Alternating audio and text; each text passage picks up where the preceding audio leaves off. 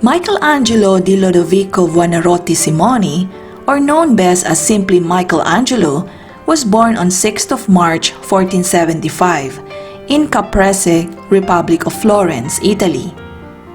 Michelangelo was an Italian sculptor, painter, architect, and poet of the High Renaissance period, who exerted an unparalleled influence on the development of Western art.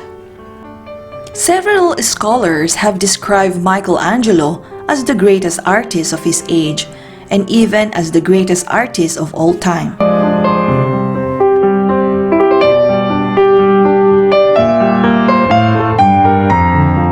Michelangelo was the first Western artist whose biography was published while he was alive.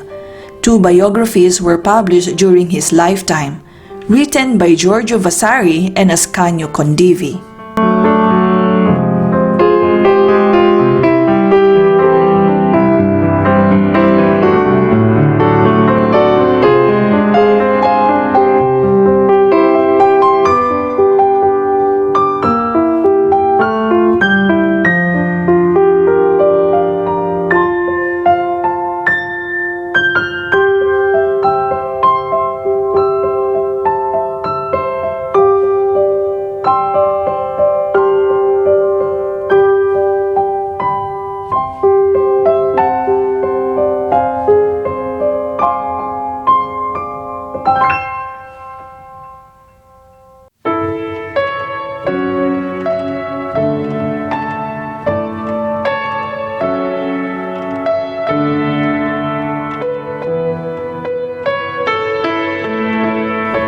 Michelangelo's Sistine Chapel ceiling is one of the most influential artworks of all time and a foundational work of Renaissance art. Painted directly on the ceiling of the Sistine Chapel in the Vatican, the masterpiece depicts key scenes from the Book of Genesis. The ceiling measures about 131 feet or 40 meters long by 43 feet or 13 meters wide. Although these numbers are rounded, they demonstrate the enormous scale of this non-traditional canvas. Michelangelo painted well over 5,000 square feet of frescoes. He took a little over 4 years from July of 1508 to October 1512 to finish the paintings.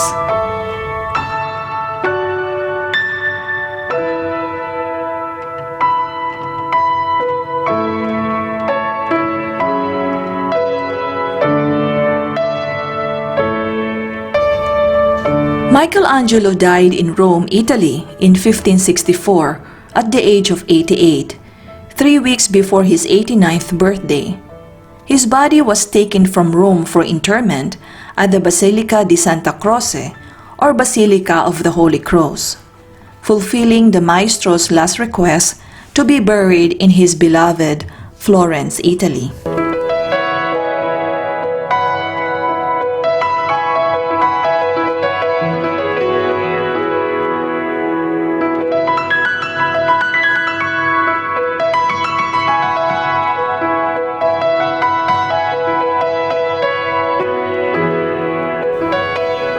Unlike many artists, Michelangelo achieved fame and wealth during his lifetime.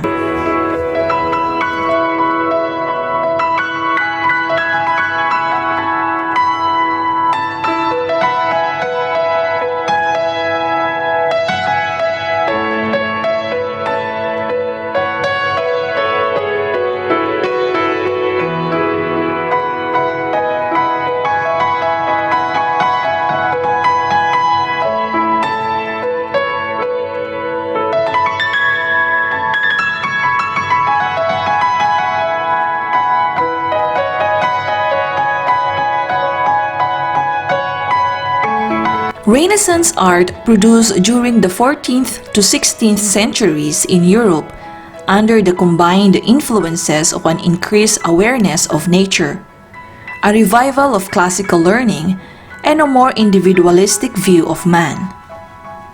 There are three main paintings mediums that were used in the Renaissance art.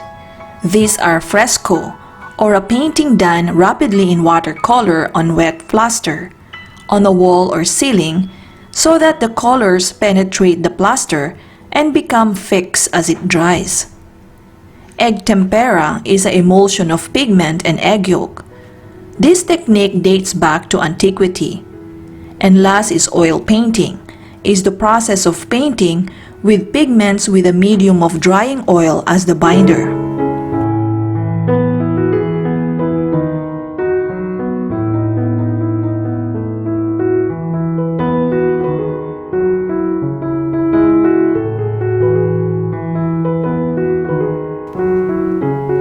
Over the past decade, we have enjoyed a renaissance in the appreciation of historic performances. Renaissance art includes painting, sculpture, architecture, music, and literature.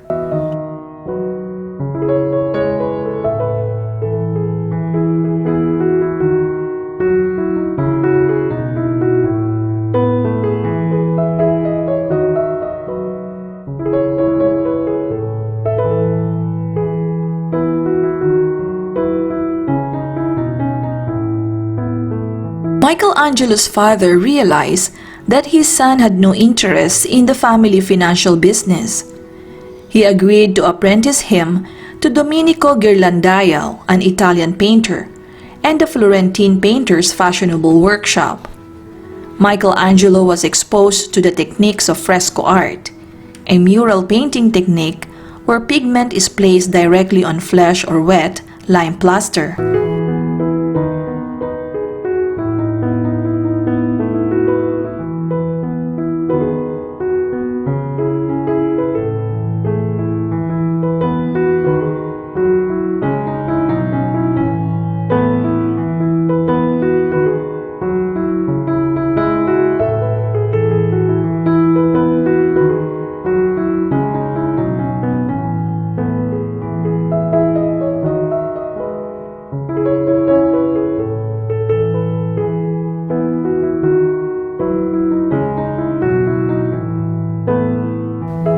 Michelangelo studied classical sculpture in the palace gardens of Florentine ruler Lorenzo de' Medici of the powerful Medici family.